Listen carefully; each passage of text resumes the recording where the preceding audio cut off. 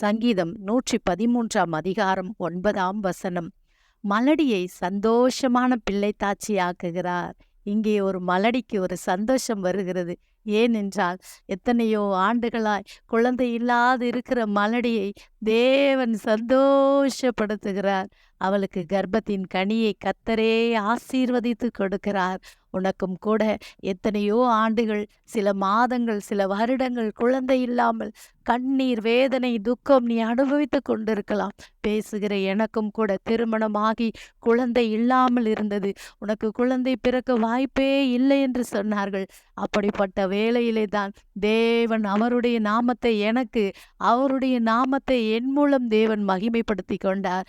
எனக்கும் கூட கர்த்தர் 2 பெண் குழந்தைகளை கொடுத்தார். தேவன் உங்களையும் ஆசீர்வதிப்பார். மலடியை கர்த்தர் சந்தோஷமான பிள்ளை தாட்சி ஆக்குவார். God bless you. கர்த்தர் உங்களை ஆசீர்வதிப்பார்.